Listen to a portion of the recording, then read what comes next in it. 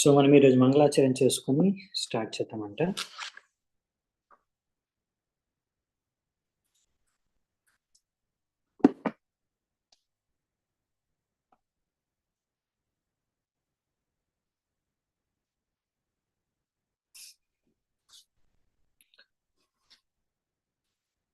ఓం అజ్ఞానతిమిరాంధస్య జ్ఞానాంజనశలాకయా చక్షురున్మిళితం యేన తస్మై శ్రీగురవే నమః.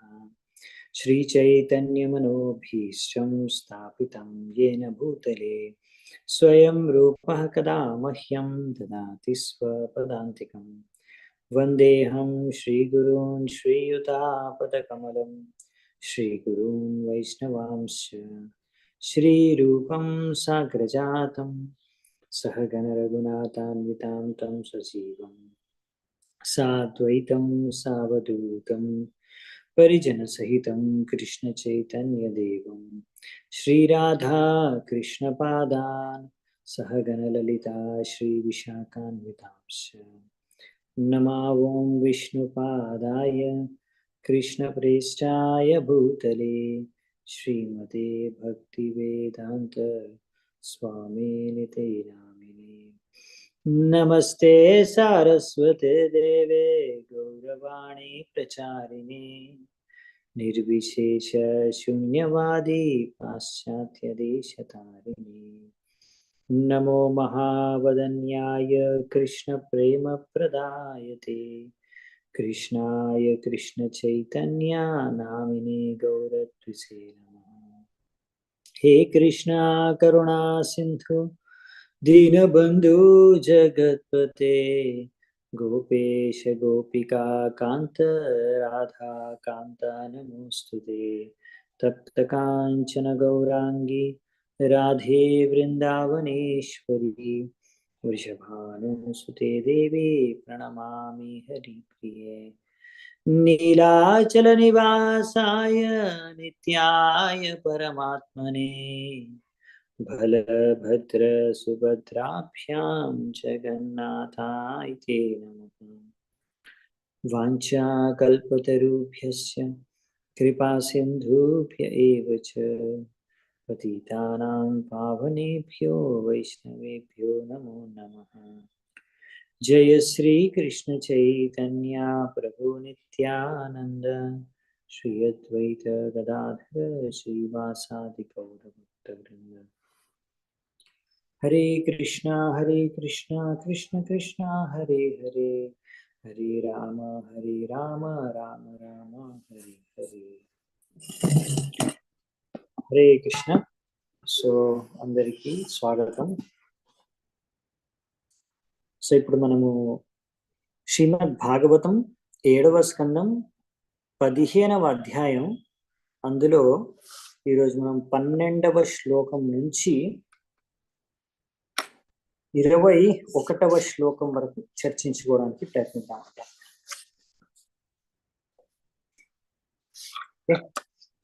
సో ఈరోజు చాలా మంచి పర్పట్స్ ఉన్నాయి ప్రభుపాద గారివి, ఈరోజు ఇంకా రేపు కూడా చూద్దామంట. సో 12వ శ్లోకం నుంచి మొదలు పెడుతున్నాను. విధర్మః పరధర్మస్య ఆభాసా ఉపమాచలః అధర్మ శాఖాః పంచేమ ధర్మజ్ఞో ధర్మవత్ త్యజేత్. సో ఇక్కడ ఏం చెప్తున్నారంటే బేసికలీ మొత్తం 5 రకాల అధర్మాలు ఉన్నాయంట. 5 రకాల అధర్మాలు అంటే వెరైటీ ఉంటుంది అధర్మాల్లో కూడా. ముఖ్యంగా 5 కేటగిరీస్ చెప్పారు ఇక్కడ. వీటన్నిటిని కూడా త్యాగం చేయాలి. అసలైన ధర్మాన్ని పాటించాలనుకునే వారు, ఎవరికైతే అసలైన ధర్మం తెలుసో వాళ్ళు ఈ 5 రకాల అధర్మాల్ని వదిలేయాలంట, త్యాగం చేయాలంట. త్యజేత్ ధర్మజ్ఞో ధర్మవాత్ త్యజేత్. ధర్మజ్ఞులు ఎవరైతే ఉన్నారో, ధర్మం గురించి తెలిసిన వారు అధర్మాన్ని త్యాగం చేయాలి. సో 5 రకాల అధర్మాలు త్యాగం చేయాల్సినవి. ఫస్ట్ వచ్చేసి విధర్మ, ఇంకోటి పరధర్మ, ఇంకోటి ఆభాస, ఇంకోటి ఉపధర్మ, ఇంకోటి చలధర్మ. సో మీకు ఇక్కడ దీని ఎక్స్ప్లెనేషన్ ఇందులో ఇచ్చిన అన్ని ధర్మాలవి నెక్స్ట్ 2 శ్లోకాల్లో ఇస్తారు, అప్పుడు డీటెయిల్గా చూద్దామంట. సో ఇక్కడ షార్ట్ గా చెప్పారు. సో విధర్మ అంటే ఏమిటి, అదే అధర్మాన్ని విధర్మ అంటే, విధర్మ అంటే చెప్తారు, చూద్దాం మనము. నెక్స్ట్ ఫస్ట్ ఏంటంటే అధర్మము, దాని విధర్మ ఒకటి. ఇంకోటి వచ్చేసి పరధర్మ అంటే అది కరెక్ట్ వేరే వాళ్ళు చెప్పింది, లేకపోతే అది చేయడానికి సరైన ధర్మం కాదు, పాటించవలసిందే, యోగ్యత లేదు ఆ ధర్మానికి. అంటే ఒక వ్యక్తి అటువంటి ధర్మాన్ని పాటించడానికి యోగ్యత కాదు. నెక్స్ట్ వచ్చేసి అభాస అంటే ధర్మం లాగా అనిపిస్తుంది కానీ యాక్చువల్గా ధర్మం కాదు. ఇంకోటి ఉపధర్మ, ఇంకోటి చలధర్మ, చీటింగ్ రిలీజియన్. సో ఇవన్నిటిని యాక్చువల్ డీటెయిల్ గా తర్వాత చూద్దామంట నెక్స్ట్ శ్లోకంలో. సో ఇక్కడ మనకి ప్రభుపాదుల వారు రాస్తున్నారు, మనకి బేసిక్ ప్రిన్సిపల్ ఏంటి ఆ ధర్మము ధర్మంకి, భగవంతుడు చెప్పింది ధర్మము. అలా భగవంతుడికి శరణాగతం అవ్వండి, అలా భగవంతుడిని ప్రేమించండి, భగవంతుడిని గురించి మనకు చెప్పేది, భగవంతుడికి మనం శరణాగతం అయ్యే విధంగా చేసేది అసలైన ధర్మం. సో ఈ విధంగా భగవంతుడికి శరణాగతం అవ్వకూడదు, భగవంతుడి గురించి తెలుసుకోకుండా అజ్ఞానంలో ఉంచేది మనని, అది అధర్మం అన్నమాట. లేకుంటే భగవంతుడి గురించి తప్పుగా చెప్పేది, అది అధర్మం. సో అందుకే ఇక్కడ చెప్పేది ఏంటంటే, ఇలా మనము కృష్ణుడి ఆదేశాలని పాటించడం అసలైన ధర్మం. అందుకని కృష్ణుడు చెప్పాడు, సర్వధర్మాన్ పరిత్యజ్య మామేకం శరణం వ్రజ అన్నాడు. ఇలాంటి వేరే ధర్మాలన్నీ అసలైన ధర్మం ఏంటి, కృష్ణుడికి శరణాగత అవ్వడమే పరమ ధర్మం, అసలైన ధర్మం. అది ధర్మం యొక్క సారం ఏంటంటే కృష్ణుడికి శరణాగతం అవ్వడం. ఒకవేళ మీరు ఏదన్నా ప్రాసెస్ ఫాలో అయినందుకు కృష్ణుడికి శరణాగతం అవ్వకపోతే అది అసలైన ధర్మం కాదు. ఇంకా క్లారిటీ కోసం భగవంతుడు చెప్పిన విధంగా మీరు పాటించండి, భగవంతుడు చెప్పారు కదా ఎలా ధర్మాన్ని అనుసరించాలి, అలా ధర్మాన్ని అనుసరించండి. నెక్స్ట్ 2 శ్లోకాలు దీని గురించి ఇంకా బాగా చెప్తారు, చూద్దామంట. 13వ నంబర్ శ్లోకం. ధర్మ బాధో విధర్మ స్యాత్ పరధర్మోన్యచోదితః ఉపధర్మస్తు పాఖండో ధంబో వా శబ్ద విచ్చలః. ఇప్పుడు విధర్మ అంటే ఏంటంటే, ఇక్కడ ఎవరైనా చెప్తున్నారు ఇది ఈ కార్యాలు చేయండి, ఇది మీ ధర్మము అని, ఏదైనా సరే ఏవైతే మిమ్మల్ని మీ ధర్మాన్ని అనుసరించడానికి అడ్డుకుంటున్నాయో, ఏ కార్యాలు కానీ, ఏ సందేశాలు కానీ, ఏదైనా సరే ఏ ఆదేశాలు కానీ మీ యొక్క ధర్మాన్ని మీరు పాటించకుండా అడ్డుకునేవే అధర్మమైన కార్యాలు అన్నమాట. అంటే మీ ధర్మాన్ని మీరు పాటించకుండా చేయనివి అధర్మం. సో ఏదో కారణంగా మీరు ధర్మాన్ని అనుసరించలేకపోతున్నారు అంటే ఆ కారణమే అసలైన అధర్మం, దాన్ని వదిలేయాలి. దేనికోసం అయితే మీరు ధర్మాన్ని త్యాగం చేస్తున్నారో ముందు దాన్ని త్యాగం చేయాలి, అదనమాట బేసికలీ దీని అర్థం. అది విధర్మ. నెక్స్ట్ వచ్చేసి పరధర్మ అంటే వేరే వాళ్ళు ఇంట్రడ్యూస్ చేసిన ధర్మ అంటే, పరులు చెప్పినది విషయం, ఎవరు పడితే వాళ్ళు చెప్తే అది ధర్మం అయిపోదు అనమాట. భగవంతుడు చెప్పిందే ధర్మం. సో దీని గురించి కూడా చెప్తారు, ఇంకా చూద్దాము. సో ఇంకొకటి ఏంటంటే ఉపధర్మ. ఉపధర్మ అంటే ఏంటంటే, ఎవరైతే బాగా అహంకారంతో గర్వంతో ఉప్పొంగిపోయి ఇలా వేదాలకి విరుద్ధంగా ఇంకొక ధర్మాన్ని సృష్టిస్తారే దాన్ని ఉపధర్మం అంటారు. ఇంకా చలధర్మం అంటే వారు వారి యొక్క మాటల మాయాజాలంతో వాళ్ళు ధర్మాన్ని వాళ్ళకి ఇష్టం వచ్చిన విధంగా దాన్ని తప్పుగా దానిపైన వ్యాఖ్యానిస్తారు, అది చలధర్మం. దాంతో వేరే వాళ్ళని చీట్ చేస్తారు, మోసం చేసే ధర్మం. సో ఇక్కడ ఈ విధంగా ప్రతి ఒక్కడికి రకరకాల ధర్మాలు సృష్టించడం అనేది నేటి ఫ్యాషన్ అయిపోయిందని చెప్తున్నారు ప్రభుపాదుల వారు. సో యాక్చువల్లీ శ్రీమద్ భాగవతంలో స్టార్టింగ్ లోనే చెప్పారు, ఏవైతే చీటింగ్ టైప్స్ ఆఫ్ ధర్మాస్ ఉంటాయో వాటిని శ్రీమద్ భాగవతం మొదట్లోనే ఖండించేసింది. ధర్మ ప్రోజ్జిత కైతవోత్ర పరమో నిర్మత్సరాణం సతాం వేద్యం వాస్తవమస్త్ర వస్తు శివధం తాపత్రయోన్మూలనం. శ్రీమద్ భాగవతం మహాముని కృతే కిం వా పరైరీశ్వర సత్యో హృదయ. సో అందుకనే యాక్చువల్లీ ఇది శ్రీమద్ భాగవతం అనేది చాలా టాప్ మోస్ట్ ధర్మం అన్నమాట. అందుకే అప్పుడప్పుడు ఇప్పుడు చెప్పే విషయాలు కూడా, మనం చూసే విషయాలు కూడా అప్పుడప్పుడు చాలా టఫ్ అనిపించవచ్చు. అరే ఏంటి శ్రీమద్ భాగవతంలో చెప్పే విషయాలు అసలు నిజంగా ఇలా పాటించగలమా, నిజంగా ఈ స్టాండర్డ్ లో మనం భక్తి చేయగలమా అసలు. ఈరోజు చెప్తారు, ప్రభుపాల్ వారు కూడా రాస్తారు, మనం చూస్తాం కూడా, అసలు ఇంత స్టాండర్డ్ భక్తి చేయాలి, అసలు భక్తి అంటే ఇంత హై స్టాండర్డ్సా, ఇంత అసలు మనం పాటించగలమా, మన మీద మనకు డౌట్ రావచ్చు. అసలు ఇంత పాటిస్తారా, నిజంగా ఇంత హై లెవెల్ ఉంటుందా అనిపించవచ్చు. కానీ పాయింట్ ఏంటంటే శుద్ధమైన భక్తి లేకపోతే టాప్ మోస్ట్ ధర్మ అనేది యాక్చువల్లీ ఇక్కడ భాగవతంలో ఇచ్చారు. మనకు అది టఫ్గా అనిపించవచ్చు, ఎందుకంటే మనం ఆ స్థాయిలో లేము. సో ఆ స్థాయికి వెళ్ళడానికి మనము ప్రయత్నించాలి.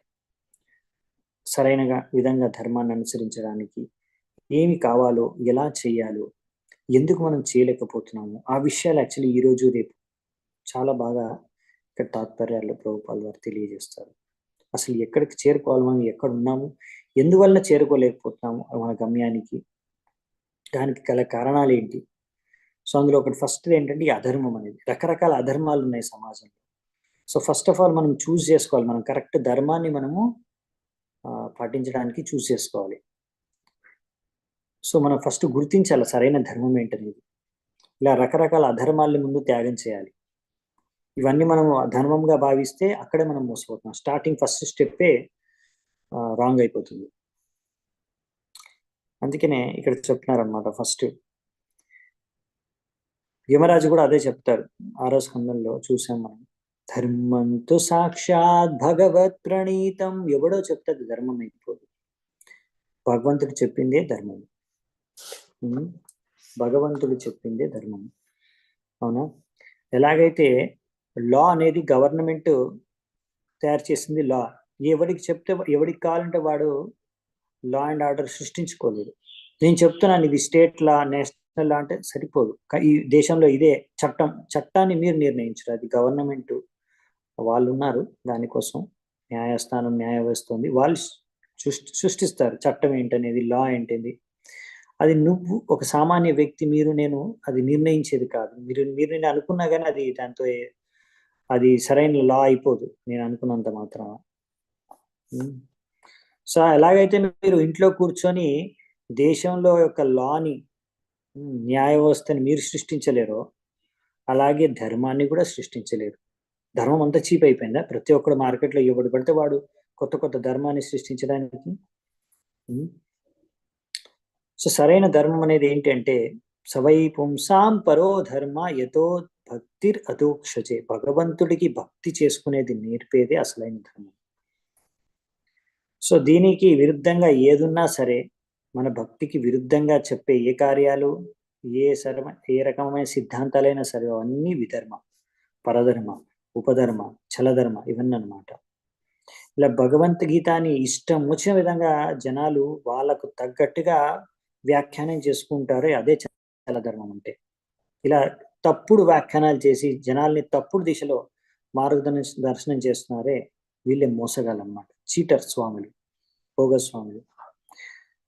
కృష్ణుడు డైరెక్ట్ గా చెప్తున్నాడు, కానీ ఈ భోగస్వాములు ఇలాంటి చలధర్మం ప్రచారం చేసే వ్యక్తులు దాన్ని వివిధ రకాలుగా వ్యాఖ్యానించి తప్పుడు అర్థాలు తీస్తున్నారు, దాని నుంచి ఒక అధర్మాన్ని సృష్టిస్తున్నారు. సో ఈ విధంగా మాటల మాయాజాలంతో జనాల్ని, అమాయకమైన జనాల్ని తప్పుదారి పట్టిస్తున్నారు అనమాట. అందుకని ఇలాంటి చలధర్మాలు, ఇలాంటి విధర్మ, అధర్మాలు, అన్ని రకాల 5 అధర్మాలని కూడా మనము జాగ్రత్తగా అవాయిడ్ చేయాలని చెప్తున్నారు. సో ఇక్కడ ఇంకొకటి కూడా 14th నెంబర్ కూడా చూసుకొని మళ్ళీ ఆలోచిద్దాం, ఈ టాపిక్ మీద చర్చిద్దామంట. యస్త్వ ఇచ్ఛయా కృతః పుంభిర్ ఆభాసో హ్యాశ్రమాత్ పృథక్ స్వభావా విహితో ధర్మః కస్య నేష్టః ప్రశాంతయే. సో ఈ విధంగా ఇంకొకటి ఆభాష, దాని గురించి చెప్తారు. ఆభాషో, ఈ ఆభాష అంటే ఏంటంటే ఇది ఏదో అలా ధర్మం లాగా కొంచెం అలా కనిపిస్తుంది అనమాట, కానీ ధర్మం కాదు, ఇది సరైన ధర్మం కాదు. ఇది కూడా ఎవరంటే ఎవరైతే తన అసలైన వర్ణాశ్రమ ధర్మాన్ని త్యాగం చేసి తన ఇష్టం వచ్చిన విధంగా ధర్మాన్ని సృష్టించుకునేవాడు, ఆ ధర్మమే ఈ ఆభాస్. సో ఈ విధంగా ఒకవేళ ఎవరైనా ఈ విధంగా సరైన వర్ణాశ్రమ ధర్మాన్ని పాటించుకుంటే తప్పకుండా వాళ్ళకు ఉన్న సమస్యలు దుఃఖాల నుంచి ముక్తులవుతారు. అలాంటప్పుడు మరి వాళ్ళు ఇలా వర్ణాశ్రమాన్ని సరిగా వాళ్ళు త్యాగం చేసేదానికి, దాన్ని పట్టించుకోకుండా, దాన్ని లెక్క చేయకుండా వాళ్ళకి ఇష్టం వచ్చినట్టుగా వాళ్ళు ధర్మాన్ని సృష్టించుకుంటే అది మీరు చెప్పుకోవచ్చు ధర్మం అని, అలా అనిపించవచ్చు, కానీ అది ధర్మం కాదనమాట. సో వర్ణాశ్రమం యొక్క ఉద్దేశం ఏంటనేది పద్మపురాణంలో రాశారు, విష్ణు పురాణంలో చెప్పారు. ఒకటి, వర్ణాశ్రమాచరవత పురుషేణ పరః పుమాన్ విష్ణురారాధ్యతే పంత నాణ్యత్తోష కారణం. సో అసలైన ఉద్దేశం వర్ణాశ్రమానికి ఏంటి అంటే విష్ణురారాధ్యతే పంత. ఇది ఫైనల్ గా మనకి భగవంతుడిని ఆరాధించుకునే మార్గాన్ని చూపిస్తుంది అనమాట. దాని మెయిన్ ఫోకస్ ఏంటంటే, మెయిన్ ఫోకస్ ఏంటి వర్ణాశ్రమం అంటే అల్టిమేట్ గా భగవంతుడిని ఆరాధించుకోవాలి, ఆ మార్గంలో ముందుకెళ్ళాలి. అదే వర్ణాశ్రమం యొక్క ఉద్దేశం అన్నమాట.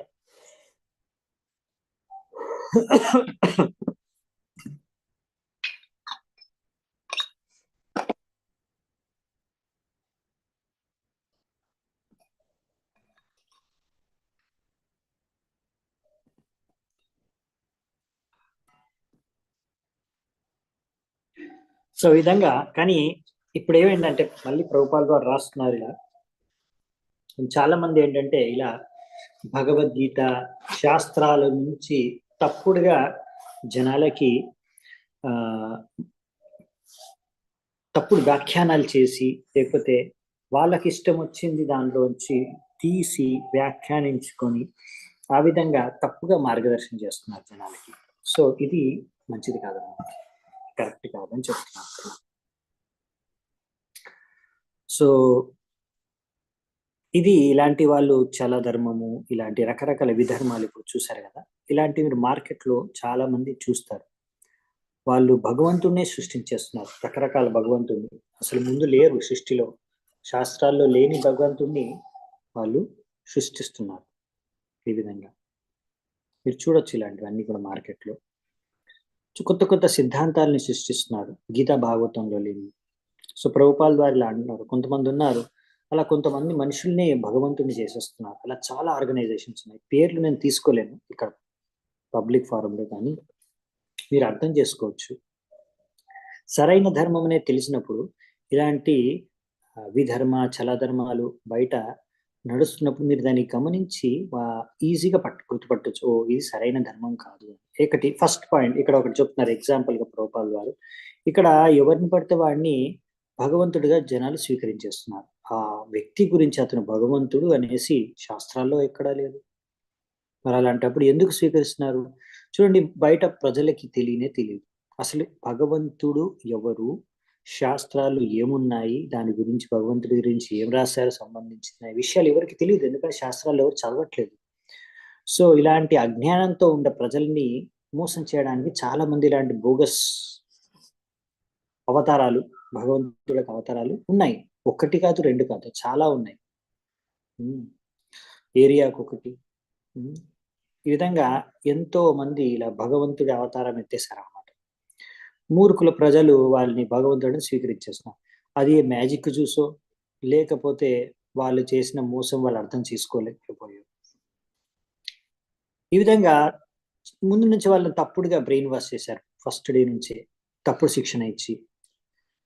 సో ఎలాగైతే చిన్నపిల్లలకి చిన్నప్పుడు ఏం తెలియదు, వాళ్ళకి ఏం నేర్పిస్తే వాళ్ళు అలాగే నేర్చుకుంటారు. సో అలాగే ఇలాంటి అమాయకమైన ప్రజల్ని కూడా మోసం చేస్తున్నారు అనమాట. ఇతనే భగవంతుడు, ఇతను భగవంతుడు, ఈ XYZ బాబా ఇతనే భగవంతుడు అనేసి తప్పుగా వాడికి ప్రచారం చేశాయి. ఇంకోటి ఏంటంటే అయినా జనాలు ఎందుకు నమ్ముతున్నారు వాడిని అంటే వాళ్ళకు ఒక ఆశ కల్పిస్తారనమాట. వాళ్ళ సిద్ధాంతమే అలా ఉంటుంది. ఇంకో విషయం తెలుసా మీకు? అతనిలా మీరు కూడా భగవంతుడైపోవచ్చు. మా ప్రాసెస్‌ని ఫాలో అవ్వాలంతే. అదే శాస్త్రాల్లో మనకు నేర్పించింది. అవునా? అవునా? ఆ! మరి దానికి ఏం చేయాలి? అతన్ని ఆరాధించాలి భగవంతుడిగా.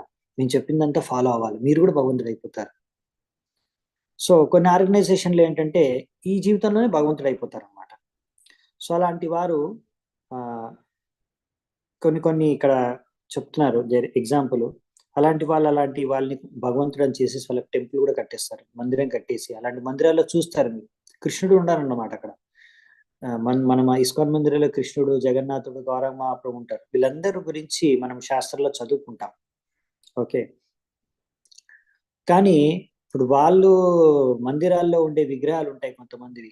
ఎక్స్‌వైజెడ్ బాబా ఉంటాడు. అతన్ని విగ్రహం పెట్టేసి దాన్ని మెయిన్ భగవంతుడిగా పూజిస్తూ ఉంటారు. మనము శిల ప్రభుపాద విగ్రహం ఉంటుంది మన మందిరాల్లో. కానీ ఆయన్ని మనం గురువుగా మనము ఇస్కాన్ యొక్క సంస్థాపక ఆచార్యులుగా మనం పూజిస్తాం.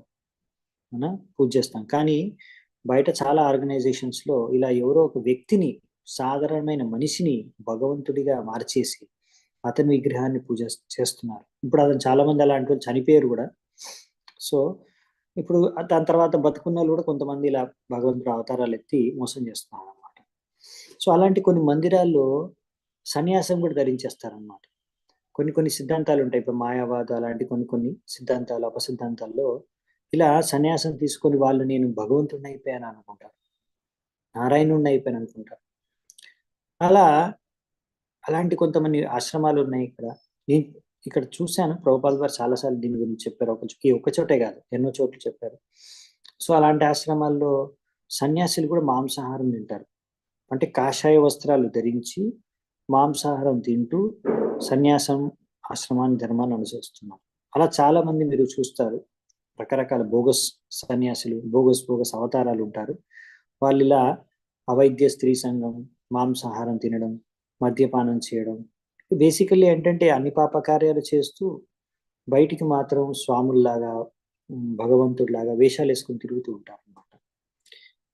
అమాయకమైన ప్రజలు అలాంటి వాళ్ళని ఇంకా నమ్మేసి గుడ్డిగా వాళ్ళని ఫాలో అయిపోతూ ఉంటారు. అలా చాలా చీటింగ్ రిలీజియన్స్ చాలా ఉన్నాయి.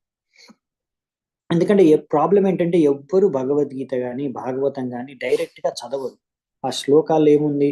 ఆ శ్లోకాల్లో ఏం చెప్తున్నారో అది చదవరు. ఇక్కడ శ్లోకాల్లో డైరెక్ట్‌గా చెప్తున్నారు. ఇప్పుడు మనం చూస్తాం నెక్స్ట్ శ్లోకాలు. ఇక్కడ ఏవైతే నారదునికి చెప్తాడో పర్ఫెక్ట్‌గా చెప్తారన్నమాట. హ్మ్. చాలా క్రిస్టల్ క్లియర్‌గా ఉంటుంది. సో, అందుకనే ఇక్కడ చెప్పేదేంటంటే ఇలా తప్పుదారి పట్టించే వాళ్ళు చాలా మంది మార్కెట్‌లో ఉన్నారు. హ్మ్. అలా ఎన్నో ఆర్గనైజేషన్స్ ఉన్నాయి. వాళ్ళ మెయిన్ ప్రాబ్లమ్ ఏంటంటే, ఇలాంటి అమాయకమైన ప్రజల్ని పట్టుకుంటారు. వాళ్ళకి సాధారణంగా ప్రజలకి ఏం జ్ఞానం లేదు. వాళ్ళకి మొదటి రోజు నుంచే తప్పుడు శిక్షణ ఇస్తారు. ఇప్పుడు చాలా మందికేంటంటే ఇంకొక ఆర్గనైజేషన్ ఉంది. ఆ ఆర్గనైజేషన్ ఏం చేస్తుందంటే, ఇప్పుడు చూస్తుందనమాట. అబ్బా! ఈ జనాలందరికీ ఏదో రామాయణం పేరిన్నారు. మహాభారతం పేరిన్నారు. ఏవో టీవీ సీరియలో, సినిమానో ఏదో చూసి కొద్దిగా నేర్చుకున్నారు. ఏదో కొంచెం స్టోరీ ఐడియా ఉంది వీళ్ళకంతే. చాలా మందికి స్టోరీ ఐడియా ఉంటుంది. ఇవాళ రేపు జనరేషన్ అది కూడా లేదు. ముందు జనరేషన్ వాళ్ళకి ఏదో కొంచెం స్టోరీస్ తెలుసు. రామాయణం, మహాభారతం అలాంటివి. భాగవతం కొన్ని స్టోరీస్ ముందు నుంచి తెలుసు. సినిమాలు చూసి ఎక్కడి నుంచో నేర్చుకున్నారు. కానీ ఎగ్జాక్ట్‌లీ ఫిలాసఫీ ఏంటి? భగవంతుడు ఏంటి? అనే ఐడియా ఎవరికీ లేదు సాధారణంగా ప్రజలకి. సో, ఒక ఆర్గనైజేషన్ ఏం చేస్తారంటే చాలా ఫేమస్ ఆర్గనైజేషన్ అది గూడా మన భారతదేశంలో ఉందన్నమాట. వీళ్ళెలా మోసం చేస్తారంటే అలా వాళ్ళకి చెప్తారన్నమాట. మహాభారతం నుంచి, రామాయణం నుంచి వాళ్ళ ఎగ్జాంపుల్స్ తీసుకొని, తప్పుడు సిద్ధాంతాన్ని సృష్టించి, వాళ్ళకి తప్పుడు విషయాలు నేర్పించి, వాళ్ళ చేత అన్ని పాపకార్యాలు చేపించి, తర్వాత ఆళ్ళకిలా నేర్పిస్తారు. మీరు కూడా ఇలా చేసుకుంటే, మేము చెప్పినట్టు వింటే, అప్పుడు మీరు కూడా భగవంతుడైపోతారు. ఈ జన్మలో అవ్వరు. నెక్స్ట్ జన్మలో అవుతారనమాట. నెక్స్ట్ జన్మలో అయిపోతారు భగవంతుడు. ఎగ్జాంపుల్ ఏంటి? మా ఆర్గనైజేషన్‌లో అలా కొంతమంది భగవంతుడయిపోయారు. నారాయణులయిపోయారు. కృష్ణుడయిపోయారు. అలా కొంతమందున్నారు. వాళ్ళని ఇప్పుడు ఆరాధించుకోండి మీరు.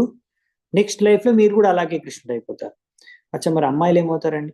వాళ్ళందరూ లక్ష్మీదేవి, రాధారాణి ఇలా అందరూ అయిపోతారు నెక్స్ట్ జన్మలో.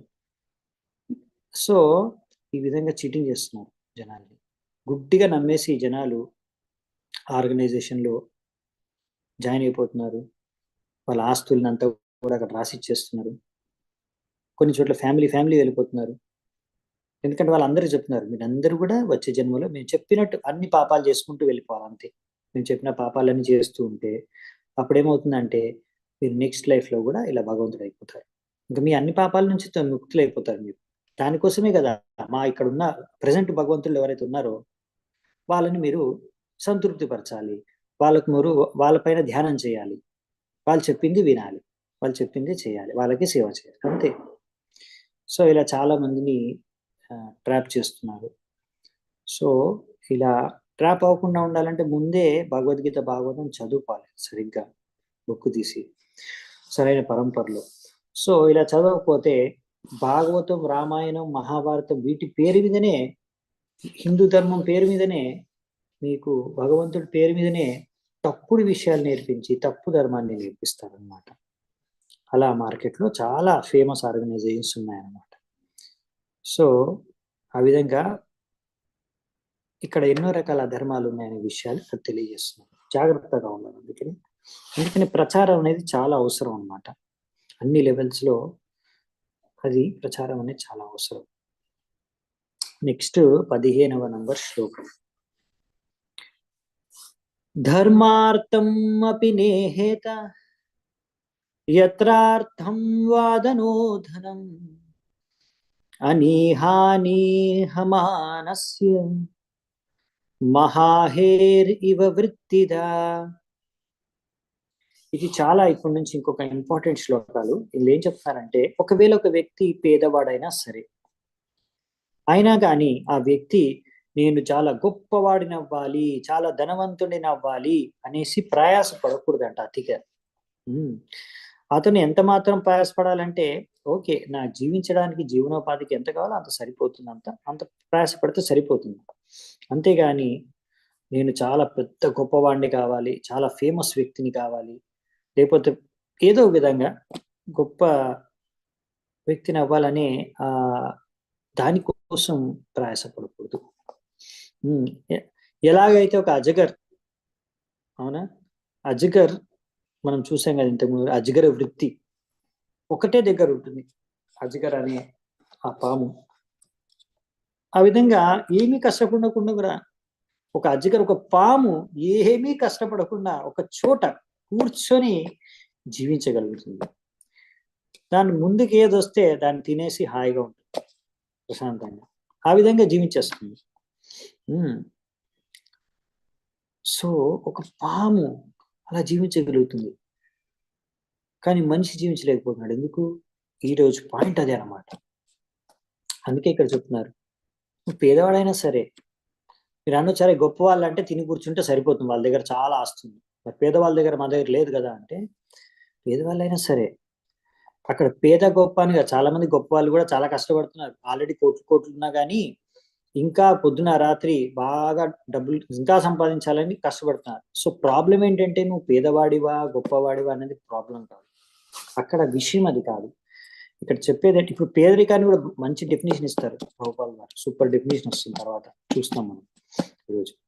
సో ప్రాబ్లం ఇక్కడ ఎందుకు మరి ఇలా ఎవరు కష్టపడాలి, ఎవరు కష్టపడకూడదు?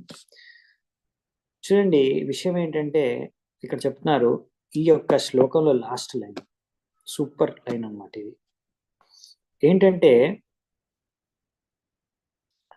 One who is desireless also obtains his livelihood without endeavour. ఏ వ్యక్తి కష్టపడకుండా కూడా ఆయన అంటే ఓన్లీ తినడం కోసం అనేది దినమంతా కష్టపడాల్సిన అవసరం లేకుండా ఈజీగా మనకు కావాల్సిన ఆహారం అనేది లభించేస్తుంది. దానికోసం పెద్దగా కష్టపడాల్సిన అవసరం లేదు. ఎలా వస్తుందండి అంటే, దానికి ఏం కావాలండి అంటే ఒక లక్షణం కావాలి. అదేంటంటే డిజైర్లెస్. అంటే నేను గొప్పోడినవ్వాలి, ధనవంతుడినవ్వాలి, ఇంకా ఇంకా ఇంకా ధనం సంపాదించాలనే కోరిక ఉండకూడదు అంతే. ఎవరికైతే భౌతిక కోరికలు లేవో ఆ వ్యక్తి మాత్రమే ఈ విధంగా అజగర వృత్తి అనుసరించగలడు, వేరే వాళ్ళు చేయలేరండి. ఉదాహరణకి మనకి ప్రభుపాల్ వారు మాధవేంద్రపురి గురించి ఇస్తున్నారు, మన ఆచార్యులు మాధవేంద్రపురి కానీ, శుకదేవ్ గోస్వామి కూడా. శుకదేవ్ గోస్వామి ఎక్కడ జాబ్ చేశాడండి? ఎంత శాలరీ అనేది? ఏం లేవు. మాధవేంద్రపురి ఆయన ఎవరు సప్లై చేశారు? ఆయనకి ఏం దొరకకపోతే, ఎవరు ఏమివ్వకపోతే కృష్ణుడు స్వయంగా వచ్చి ఆయనకు పాలు సప్లై చేస్తారు. అది ఎందుకంటే వాళ్ళందరికీ అసలు కోరికలు లేవన్నమాట, శుద్ధ భక్తులు. అప్పుడు అలాంటి సమయంలో ఆ స్టేజ్ లో ఉన్నప్పుడు అలా ఏమాత్రం భౌతిక కోరికలు లేనప్పుడు అసలు జీవించడానికి అంటే జీవనోపాధి కోసం ఏమీ చేయనవసరం లేదు. అతని జీవనోపాధి గడిచిపోతుందంట. ఇది చాలా ఇంట్రెస్టింగ్ విషయం అనమాట. చాలా ఇంట్రెస్టింగ్ పాయింట్ ఇది. ఇది చాలా మందికి అర్థమే కాదు, అసలు బుర్రలోకి ఎక్కనే ఎక్కదు ఈ పాయింట్. అదేంటి కష్టపడకుండా ఎలా వస్తుంది తినడానికి అని అనుకుంటారు. సో ఇక్కడ చాలా ఇంట్రెస్టింగ్ అనమాట. ఒకసారి శ్రీవాస్ ఠాకూర్ మీకు తెలుసు కదా పంచతత్వలో. యాక్చువల్లీ శ్రీవాస్ ఠాకూర్ కూడా నారదముని అవతారం. సో ఇక్కడ నారదముని శిక్షణలు చెప్తున్నారు. ఇది నారదముని ఇప్పుడు శ్రీవాస్ అవతారంలో వచ్చినప్పుడు చైతన్య మహాప్రభు లీలలో ఆయన ఇప్పుడు మహాప్రభు ఉన్నప్పుడు నదియాలో మహాప్రభు ఆయన ఇంట్లోనే హరినామ సంకీర్తన చేసేది డైలీ రాత్రంతా. సో శ్రీవాస్ ఆంగంలో మాయాపూర్లోనే ఉంది అది ప్లేస్, మన ఇస్కాన్ టెంపుల్ దగ్గరే. సో తర్వాత మహాప్రభు సన్యాసం తీసుకుని జగన్నాథ్పురికి వెళ్ళిపోయిన తర్వాత ఇంకా వాళ్ళకి అక్కడ ఉండాలనిపించలేదు శ్రీవాస్ ఇంకా మిగతా వాళ్ళందరికీ, భగవంతుడి పార్షదులకి. వాళ్ళందరూ ఏం చేశారంటే చాలా మంది కూడా శ్రీవాస్ ఇంకా శివానంద సేన్ ఇంకా చాలా మంది కొంతమంది భక్తులందరూ కూడా అక్కడ నుంచి షిఫ్ట్ అయిపోయారు. అక్కడ వాళ్ళకి ఇంకా మహాప్రభు లేకుండా ఆ ప్లేస్ లో ఉండదలిచిపోయారు జ్ఞాపకాలు. సో వాళ్ళు ఇంకో చోటికి షిఫ్ట్ అయ్యారు అనమాట. ఎక్కడ షిఫ్ట్ అయ్యారంటే ఏం చూస్ చేసుకున్నా అంటే హలీశ్వర్ అని ఒక ప్లేస్ ఉంది. ఇక్కడ నుంచి దగ్గరే మనకి, మా టెంపుల్ నుంచి అది కూడా ఒక 45 minutes ఉంటుంది. సో హలీశ్వర్ లో చైతన్య డోబా అని ఉంది అనమాట. అది ఈశ్వర్పురి శ్రీ చైతన్య మహాప్రభు యొక్క గురువు యొక్క జన్మస్థలం అనమాట. సో అందుకే మహాప్రభు యొక్క గురువు యొక్క జన్మస్థలాన్ని వాళ్ళు సెలెక్ట్ చేసుకొని అక్కడికి వెళ్ళారు. అక్కడికి వెళ్ళి వాళ్ళు సెటిల్ అయిపోయారు అనమాట. తర్వాత మళ్ళీ మహాప్రభు ఒకసారి అందరినీ భక్తుల్ని కలవడానికి అలా 2-3 సార్లు చాలాసార్లు వచ్చారు బెంగాల్ వైపు. అలా ఒకసారి వచ్చినప్పుడు కలిశారు శ్రీవాస్ని అక్కడ. కలిసి అప్పుడు శ్రీవాస్ వాళ్ళ ఇంటికి వెళ్ళారు, శ్రీవాస్ ఠాకూర్ వాళ్ళ ఇంటికి.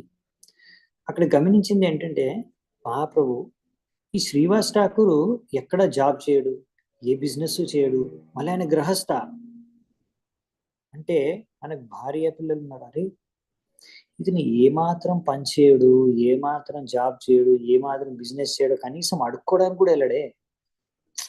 అసలు ఎట్లయినా ఎలా అయినా జీవితం గడుస్తుంది, ఎలా సంసారం నడుస్తుంది అని అడిగాడు అన్నమాట మహాప్రభు శ్రీవాస్. నేను చూడట్లేదు, నేను చూసేంత మటు నాకు అర్థం కావట్లేదు. నువ్వు డబ్బులు సంపాదించడానికి ఏం చేయట్లేదు, మీరు ఇల్లు ఎలా గడుస్తుంది అంటే అదేముంది 3 చప్పట్లు కొట్టారు. ఏంటి 3 సార్లు చప్పట్లు కొడుతున్నావు, ఎలా ఇల్లు గడుస్తుందని అడిగితే మళ్ళీ అలాగే 3 సార్లు చప్పట్లు కొట్టారు. అంటే అప్పుడు మహాప్రభుకి అర్థం కాదు, సీరియస్ గా చెప్పు ఏంటంటే ఏం లేదు, నేను 3 సార్లు చప్పట్లు కొడతాను, అప్పటి వరకు నాకు కావాల్సింది ఏమీ రాలేదనుకోండి, అప్పుడు నేను గంగలో గుద్దుకి చచ్చిపోదామని డిసైడ్ చేసుకున్నాను. ఇప్పటి వరకు అలా జరగలేదు. సో అంటే మహాప్రభు షాక్ అయిపోతారు. అంటే నీకు ఎంత నమ్మకం ఉంది, నువ్వు ఓన్లీ భక్తి చేసుకుంటున్నావు, ప్రచారం చేసుకుంటున్నావు అంతే. అంటే నీ దగ్గరికి భగవంతుడు ఏం కావాలో అది నీకు పంపించేస్తాడు, నువ్వేమి దాని గురించి కష్టపడాల్సిన అవసరం లేదు అని భగవంతుడి పైన నీకు ఇంత నమ్మకం ఉంది కాబట్టి నేను నీకు ఒక వరం ఇస్తున్నాను. నీకు ఇంత శ్రద్ధ ఉంది కాబట్టి భగవంతుడి పైన, నువ్వు లక్ష్మీదేవికి అయినా సరే అడుక్కోవాల్సిన అవసరం రావచ్చు కానీ నీకెప్పుడు రాదు. సో అందుకంటే మహాప్రభు అంత ఆనందం చెందాడంటే అతను జీవించడం కోసం, అతని ఒక జీవనోపాధి కోసం అసలు ఆయన ఆలోచించడం కూడా ఆలోచించట్లేదు. ఆయనకు అంత నమ్మకం శ్రద్ధ ఉంది. ఒకవేళ భగవంతుడు నాకు ఏమి ఇవ్వకపోతే కూడా పర్వాలేదు, ఆయనకి ఏమి ఆశ కూడా లేదు జీవితం మీద. అంటే ఆయన జీవించేది ఓన్లీ అండ్ ఓన్లీ భగవంతుడి కోసం. భగవంతుడు కావాలంటే నన్ను బతికించుకుంటాడు, లేకపోతే లేదు. సో అంటే ఏమాత్రం ఆశ లేదు ఆయనకి తన కోసం, అంటే నా కోసం నేను జీవించాలి అనే కోరిక కూడా లేదు. భౌతిక ఆశలు, భౌతిక కోరికలు వదిలేసేది. సో అది చాలా హై స్టేజ్ అనమాట. అంటే నారదముని ఆయన స్వయంగా శివస్టాక్. అందుకే మనం అలాంటి స్టేజ్ లో లేము, కానీ కనీసం అర్థమైనా చేసుకోవాలన్నమాట అసలు టాప్ లెవెల్ భక్తి ఏంటని. సో మాధవేంద్రపురి ఆయన కూడా అజగర వృత్తిని అనుసరించేవాడు. సో ఆయన ఎప్పుడైతే అసలు ఆయనకి ఆకలితో ఉన్నప్పుడు ఆయన ఎవరిని ఏమో అడగడు కూడా అడగడు. సో అలా గోవర్ధన్ దగ్గర ఉన్నప్పుడు స్వయంగా కృష్ణుడే వచ్చేసి ఆయనకి పాల యొక్క పాత్రనిచ్చి, తర్వాత ఆయన ద్వారా నేను పూజింపబడాలనేసి కోరుకొని తర్వాతే గోపాల్ జీ విగ్రహంని ఆరాధించమని ఆయన కోరుకుంటారు స్వప్నంలో వచ్చి. మళ్ళీ సో ఆయనకి చూపిస్తారు ఎక్కడ గోపాల్జీ విగ్రహము దాచిపెట్టి ఉందో. సో ఈ విధంగా అందుకనే భగవంతుడు స్వయంగా అటువంటి శుద్ధ భక్తులతో అంటే పర్సనల్ గా భగవంతుడి వాళ్ళని కేర్ చేసుకుంటారు, ఇంకా వాళ్ళ ద్వారా ఆయన పూజింపబడాలనుకుంటారు. సో ఈ విధంగా ఇక్కడ అందుకే విషయం చెప్తున్నారు అనమాట. సో ఇప్పుడు మాధవేంద్రపురి శుకదేవ్ కోసం వాళ్ళ ఎగ్జాంపుల్ అయితే చెప్పారు. అందుకని ఇక్కడ నారదుడు చెప్పేది తస్యైవ హేతు ప్రయతేత కోవిదు, దేని గురించి ప్రయత్నించాలి మనం, ఏదైతే మనకు లభించదో ఈ బ్రహ్మాండంలో దాని గురించి ప్రయత్నించాలి అనేదే నారదుని చెప్పిన ఈ విషయం అనమాట. ముందు కూడా అవునా, నారదుని ఏం చేస్తారు చూసారా మీరు ఎప్పుడైనా? ఆయన భగవంతుడు నామకీర్తన చేసుకుంటూ తిరుగుతూ ఉంటాడు. ఆయనకి ఎక్కడి నుంచి ఆహారం దొరుకుతుంది అంటే అఫ్ కోర్స్ ఆయన చిన్న జగత్తులో ఉన్నాడు అనుకోండి, కాబట్టి మీరు అనొచ్చు. కానీ ఇక్కడ ఉన్న ఎగ్జాంపుల్స్ అందుకే వేరే ఇచ్చారు మనకి. శ్రీవాస్ ఠాకూర్ కానీ, ఇక్కడ మాధవేంద్రపురి కానీ, శుకదేవ్ గోస్వామి కానీ.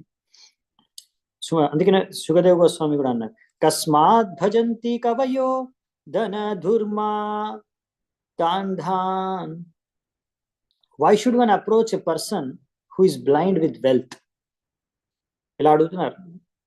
ఎందుకు మనము ఒక వ్యక్తిని వెళ్ళి ఎవరైతే బ్లైండ్ విత్ వెల్త్ అంటే డబ్బు ఉందని అహంకారంతో కళ్ళు మూసుకుపోయాయి కదా, అలాంటి వారి దగ్గరికి వెళ్ళి ఎందుకు మనం అడుక్కోవాలి?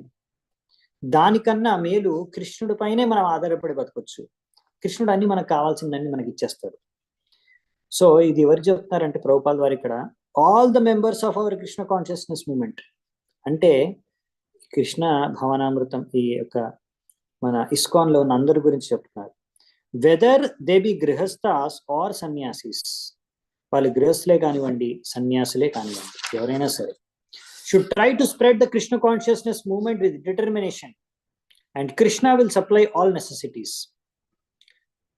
వాళ్ళు కృష్ణ భక్తిని ప్రచారం చేయడానికి ప్రయత్నించాలి అంతే, గృహస్థ అయినా సరే సన్యాసి అయినా సరే. కృష్ణుడు కావాల్సిందంతా కూడా మనకు సప్లై చేస్తాడనేసి నమ్మకం ఉంచి ముందుకెళ్ళాలి. దానికి ఉదాహరణ ప్రభుపాల్ వారే. ఆయన దగ్గర ఏం లేకుండా ఆయన కానీ కృష్ణుడు నాకు కావాల్సిన సప్లై చేస్తాడని ఆయన ట్రై చేశాడు. వెంటనే కూడా దొరకలేదు ఆయనకి, తెలిసిందే. ఎన్ని సంవత్సరాల తర్వాత ఆయన సక్సెస్ఫుల్ అయ్యారు టీచింగ్ లో. సో కానీ మనం ఏదో ట్రై చేయకముందే అసలు అవుతుందా, సక్సెస్ అవ్వగలమా అని 10 సార్లు ఆలోచిస్తాం. అసలు ఇలా జరుగుతుందా? ముందు మనకు అన్ని ఫెసిలిటీస్, చాలా ధనము, ఇంకా చాలా సౌకర్యాలు కావాలి కదా. తర్వాత మనము భౌతికంగా మనము ఫస్ట్ సెట్ అయిన తర్వాత కదా ఇవన్నీ భక్తి ఇవన్నీ చేసుకునేది, ప్రచారం అంతా అని అనుకుంటాం మనం. కానీ యాక్చువల్లీ అది ప్రాసెస్ కాదనమాట.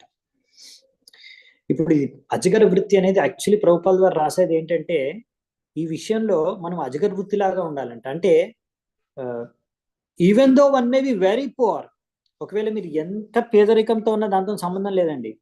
ఈ should simply try to advance in Krishna consciousness and not Endeavour to earn his livelihood. So ఇది చాలా టాప్ లెవెల్ అనమాట.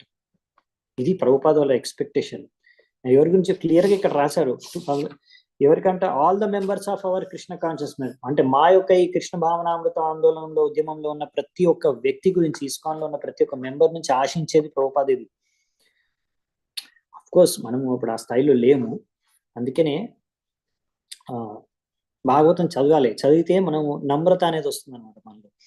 దాంతో మనం కనీసం హానెస్ట్ గా భక్తి చేసుకోవడానికి ప్రయత్నించి నమ్రతతో కనీసం ఉంటే త్రినాదపి సునీచేన ఆ ఫీలింగ్ వస్తే కనీసం సరిగ్గా జపం అనేది జరుగుతుంది అనమాట. జపం అని చేసుకోవచ్చు. ఇంకా ఇలా ఎంతో అంత అట్లీస్ట్ మనం ట్రై చేయొచ్చు అనమాట భక్తి సరిగ్గా చేసుకొని ప్రచారం చేయడానికి. సో ఇది చాలా టాప్ స్టేజ్, కానీ అసంభవమైంది కాదు. ప్రభుపాల్ వారు చేసి చూపించారు. నెక్స్ట్ వచ్చేసి 16వ నంబర్ శ్లోకం. సంతుష్టస్య నిరీహస్య స్వాత్మారామస్య యత్సుఖం ఉతస్తత్కామలోభేన ధావతోర్తేహయా దిశః. సో ఇక్కడ ఏం చెప్తున్నారంటే అసలు ఇది ఎలా సంభవం అవుతుంది? ఒకటి ఫస్ట్ పాయింట్ చెప్పారు, మీకు ఎటువంటి కోరికలు ఉండకూడదు. అంటే మీ సెల్ఫిష్, నా కోసం అని ఏ కోరిక, భౌతిక కోరిక ఉండకూడదు. అప్పుడు ఇది పాసిబుల్. అదొక పాయింట్ చెప్పేశారు ముందు శ్లోకంలో నారదుని. ఇప్పుడు నెక్స్ట్ శ్లోకంలో ఏం చెప్తున్నారంటే one who is content and satisfied అంటే and who links his activities with supreme personal. ఇప్పుడు పరమాత్ముడు రూపంలో ఉన్న భగవంతుడు కోసమే అన్ని కార్యాలు చేసి తద్వారా ఎవరైతే సంతృప్తిని చెందుతారో, సో అలాంటి వ్యక్తి అంట ఇలా ఉండడం సంభవం. Where is such happiness for a materialistic person who is impelled by lust and greed and who therefore wanders in all directions with a desire to accumulate wealth? ఏ వ్యక్తి అయితే కామముతో, లోభముతో కూడుకున్న వ్యక్తి అలా ఆ కామాన్ని, లోభాన్ని పూర్తి చేసుకోవడానికి, తద్వారా ఆనందాన్ని సంపాదించుకోవడానికి అన్ని దిశాల్లో తిరుగుతూ ఉన్నాడే, అతనికి అసలైన ఆనందం దొరకదంట. మరి ఎవరికి అసలైన ఆనందం దొరుకుతుంది?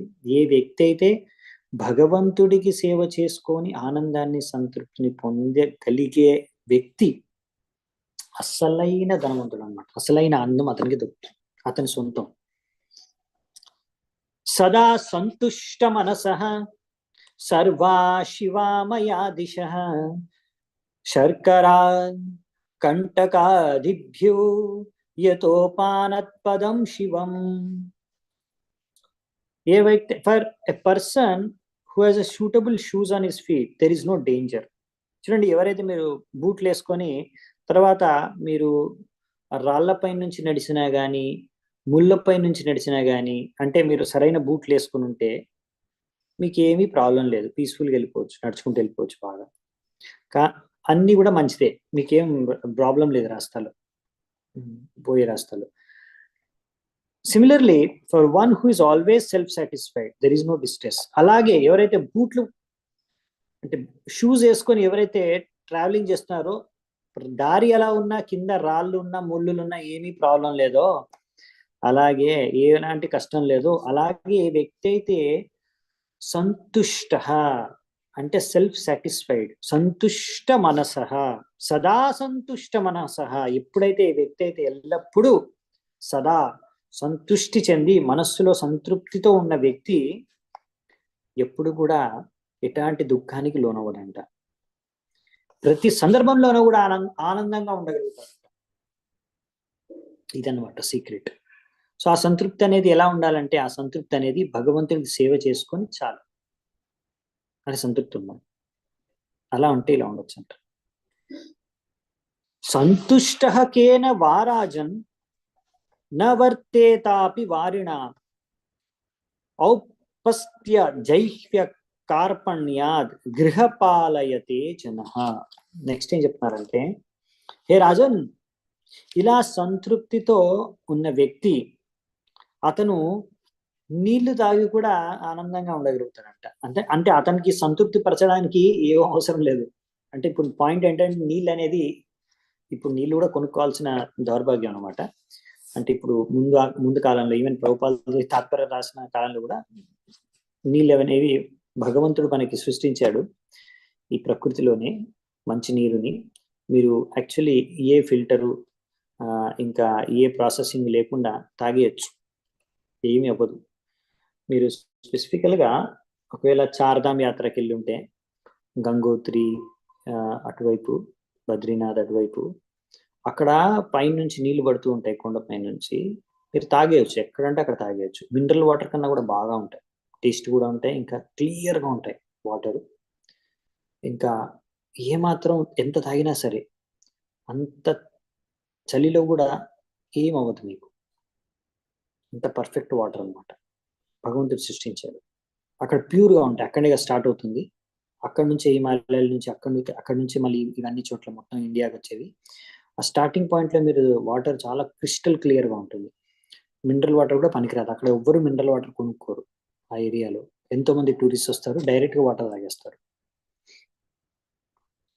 సో భగవంతుడు అలా సృష్టించాడు. కానీ మనం ఇక్కడ అంతా వాటర్ ని పొల్యూట్ చేసేసి తర్వాత ఇప్పుడు కొన్ని చోట్లలో అయితే నేను విన్నాను, ఆ డ్రైనేజ్ నీళ్ళనే మళ్ళీ ఫిల్టర్ చేసి మళ్ళీ క్లీన్ చేసుకొని తాగేస్తూ ఉంటారు. సో అలాంటి పరిస్థితికి తెచ్చుకున్నారన్నమాట మనుషులు. అడ్వాన్స్మెంట్ అయ్యి చాలా ఎంతో ఉన్నతి సాధించారు. సో అలాంటి పరిస్థితి వచ్చింది. కానీ మామూలుగా ఏంటంటే అలా మంచినీళ్ళతో తాగి కూడా సంతృప్తితో ఉండొచ్చు. అంటే మంచినీళ్ళు దొరకడానికి ఏం పెద్ద కష్టపడాల్సిన అవసరం లేదని. ఇప్పుడు దానికి కూడా కష్టపడాల్సి వస్తుంది. ఎనీవేస్, సో బేసికలీ కానీ ఒక వ్యక్తి ఎవరైతే తన ఇంద్రియాల్ని, ముఖ్యంగా జిహ్వని, జననేంద్రియాల్ని సంతృప్తి పరిచి జీవించాలనే వ్యక్తి, ఆ కోరికతో ఉన్న వ్యక్తిని మరి ఆ వ్యక్తి ఎప్పుడు సంతృప్తి చెందలేడు. అతను ఏంటంటే ఇంట్లో కుక్కలాగా బతకాల్సింది. అంటే ఇప్పుడు ఇంట్లో కుక్క position of house hold dogs satisfactions అంటే కుక్క బతుకు బతకాల్సింది అంతే కదా. ఇప్పుడు ఎవరినో ఒకరికి సేవ చేసుకొని ధనవంతులకి, సో ఆ విధంగా ఎవరో కింద పని చేసుకొని బతకాల్సింది. ఇది కుక్క బతకనమాట. వాళ్ళ ఇంద్రియాలని సంతృప్తి పరచుకోవడం కోసం. లేకపోతే అసలు అంత అవసరం లేదనమాట. ఓన్లీ మనం భగవంతుడికి సేవ చేసుకోవాలి, నాకు ఇంకేం అవసరం లేదంటే యాక్చువల్లీ ఇంకే కోరిక లేదు నాకు అంటే యాక్చువల్లీ మీరు ఎక్కడ జాబ్ చేయాల్సిన అవసరం లేదు, ఎక్కడ బిజినెస్ చేయాల్సిన అవసరం లేదు. ప్రభుపాల్ గారు ఎక్కడ జాబ్ చేశారు, ఎవరి కింద బిజినెస్ చేశారు, జాబ్ చేశారు, అవునా? ఆయన సన్యాసిగా ఉన్నప్పుడు ఆయన దగ్గర ఏం లేదు. అయినా కానీ మొత్తం విశ్వవ్యాప్తంగా ఆయన చాలా తక్కువ కాలంలో 108 మందిరాల్ని స్థాపించారు. సో అదంతా భగవంతుడు ఆయనకి సప్లై చేశారు. సో ఇక్కడ ప్రభుపాల్ది తాత్పర్యాలు రాస్తున్నారు. ఆయన సొంతంగా ఆయన అవన్నీ అనుభవించాడు, సాక్షాత్కారం అందుకంతా ఆయన జీవితంలో మనం చూడవచ్చు. సో ఇవన్నీ అసలు నిజం, అసలు సత్యాలన్నమాట. ఈ శాస్త్రంలో కూడా ఇదే చెప్పారు. According to the shastras, brahmana are a cultured person in Krishna consciousness so will not enter anyone's service to maintain body and soul together, and especially not for the satisfaction of senses. చూసారా, బ్రాహ్మణ ఎవరైతే బ్రాహ్మణుడు, అసలే సంస్కారం సభ్యత ఉన్న వ్యక్తి, సంపూర్ణమైన కృష్ణ భావనామృతంలో ఉన్న వ్యక్తి ఎప్పుడు కూడా ఎవరి దగ్గరికి వెళ్ళి అలా ఎవరి కిందో పని చేయటంట, జాబ్ చేయడంట, అతని ఇంద్రియాలని సంతృప్తిపరచుకోవడానికి. Even if he has nothing to eat, he can drink little water and be satisfied. ఏమి తినడానికి లేకున్నా సరే నీళ్లు తాగి అతను సంతృప్తిగా ఉండొచ్చు. ఇది అసలైన ఆనందం, అంటే అసలైన టాప్ లెవెల్ అన్నమాట కాన్షియస్నెస్, చేతన. సో అది మనం ఎలా ఉండొచ్చు, అదేంటి నీళ్లు తాగి ఎలా సంతృప్తిగా ఉండొచ్చు అని మనం అనుకోవచ్చు, ఎందుకంటే మనం ఆ పొజిషన్లో లేము. కానీ ఎప్పుడైతే ఆ పొజిషన్కి వస్తామో, అసలు ఏ భౌతిక కోరికలు లేని పొజిషన్కి, సో అది పొజిషన్కి ఏంటంటే మరి రావాలి ఎలా అంటే దాన్ని కొంచెం ప్రాక్టీస్ చేయాలన్నమాట. అందుకే మనం చదివేది. This is only matter of practice. Unfortunately however no one is educated in how to be satisfied in the self realization. ఇలా ఆత్మ సాక్షాత్కారం ద్వారా ఒక సంతృప్తికరమైన జీవితాన్ని ఎలా జీవించాలి అనే విషయం పైన ఎవ్వరు కూడా శిక్షణ ఇవ్వట్లేదు. ఇది అసలైన సమస్య అన్నమాట. ఇప్పుడు ఎడ్యుకేషన్ సిస్టంలో ఏంటి, మీరు చిన్నప్పటి నుంచి పంపిస్తారు స్కూల్కి, కాలేజీకి, వాళ్ళు ఏం నేర్పిస్తారు, ఎలా డబ్బులు సంపాదించాలి, ఎలా గొప్పడు అవ్వాలి, ఇంకా ఎలా ధనవంతుడు అవ్వాలి, ఎవరి కింద జాబ్ చేయాలి, మంచి నౌకరుగా చాకరగా అవ్వడానికి వాళ్ళు ట్రైనింగ్ ఇస్తారు. అందుకనే ప్రభుపాల్ ద్వారా అంతగా అప్రిషియేట్ చేయలేదు కరెంట్ ఎడ్యుకేషన్ సిస్టమ్. ఇది వీటిని ఇంకా సైకానాలతో పోల్చారనమాట. ఇంకా ఇక్కడ నుంచి వచ్చేది ఏంటంటే, ప్రభుపాల్ ద్వారా ముందు కూడా రాశారుగా, టెక్నాలజీ టెక్నీషియన్ అంటే ఒక శూద్రుడు అనమాట. శూద్రులు తయారు చేయడానికి ఎడ్యుకేషన్ సిస్టమ్ తయారు చేస్తారు. ఇక్కడ నుంచి బ్రాహ్మణులు రావాలి ఎడ్యుకేషన్ సిస్టమ్ నుంచి. సో బ్రాహ్మణులు అంటే మళ్ళీ వారు ఎవరి కింద మరి జాబ్ చేయరు, పని చేయరు మరి. సో ఇది అసలైన లక్షణం బ్రాహ్మణుడిది. సంతృప్తితో ఉండగలరు అతను, ఎందుకంటే అతనికి ఆత్మ సాక్షాత్కారం కలిగింది కాబట్టి. సో అతను ఆత్మ సాక్షాత్కారం కలిగిన వ్యక్తి అంటే నేను ఆత్మ అనే విషయాన్ని సంపూర్ణంగా అతను తెలుసుకున్నాడు కాబట్టి అతను ఈ శరీరము యొక్క అవసరాల కోసం అనేసి, దాన్ని తీర్చుకోవడం కోసం అనేసి కష్టపడే ఇంట్రెస్ట్ అనేది అతనికి ఉండదు. అందులో ఆనందం అతనికి లభించదు. ఇంకా ఆ విధంగా అతను ఎప్పుడు కూడా భగవంతుడిని పరమాత్మ రూపంలో హృదయంలో దర్శించుకోగలడు, ఆలోచించుకోగలడు. 24 గంటలు భగవంతుడి చింతనలోనే ఉండి సంతృప్తిని పొందగలడు. ఇది అసలైన సంతృప్తి అని రాస్తున్న ప్రభుపాద వారి తాత్పర్యం. చాలా మంచి తాత్పర్యం, చదవచ్చు, మీరు మార్క్ చేసుకోండి. A devotee is never driven by the dictations of the tongue and genitals, and thus he is never victimized by the loss of material nature. ఎందుకంటే అతను ఇప్పుడు భక్తుడు, అసలైన భక్తుడు, ఆయన ఇంద్రియాల సంతృప్తి కోసం ఆయన కష్టపడ్డాడు కాబట్టి ఎప్పుడు కూడా ఈ ప్రకృతి నియమాలు అనేవి ఆయన పైన పనిచేయవు. ఇది చాలా ఇంట్రెస్టింగ్. అందుకనే ప్రకృతి ఏవైతే ఉన్నాయో నియమాలు అవన్నీ భక్తుడి మీద పనిచేయవు. అందుకని భక్తుడు ఈ యొక్క భౌతిక నియమాలు అతీతం. ఈ విధంగా ఆత్మస్తరంలో జీవిస్తే మనము భౌతిక నియమాలు, గుణాలు అన్నిటికీ అతీతంగా, అన్ని కర్మలు, కర్మ ఫలాలకు అతీతంగా అయిపోవచ్చు అనమాట. నెక్స్ట్ 19వ నంబర్ శ్లోకం. అసంతుష్టస్య విప్రస్య తేజో విద్యాతపోయశః స్రవంతీంద్రియ లౌల్యన జ్ఞానం చైవావకీర్యతే. ఇప్పుడు ఏమంటున్నారండి నారదుముని, బికాజ్ ఆఫ్ గ్రీడ్, లోభము కారణముగా ఎందుకు ఇంద్రియాల్ని భోగించాలి అనే లోభం కారణముగా ఒక వ్యక్తి అతను ఎంత ఆధ్యాత్మిక శక్తిని పొందినా, విద్యను పొందినా, తపస్సులు చేసిన, ఖ్యాతిని పొందిన ఒక భక్తుడి పేరుతో, అలా ఎంత గొప్ప బ్రాహ్మణుడైనా సరే, ఒకవేళ అతను ఈ విధంగా సంతృప్తితో ఉండకపోతే అతని యొక్క ఇవన్నీ కూడా, అతని జ్ఞానంతో సహా ఇవన్నీ కూడా తొందరగానే అన్నీ కూడా నాశనం అయిపోతాయి, సమాప్తం అయిపోతాయి. అంటే ఒకవేళ మీరు ఎంతనా చదవండి, భాగవతం 100 సార్లు చదవండి, డైలీ చదివినా కానీ ఒకవేళ మీరు ఫైనల్గా అల్టిమేట్లీ ఆధ్యాత్మిక కార్యాల ద్వారా సంతృప్తితో ఉండలేకపోతే అప్పుడు మీరు మరి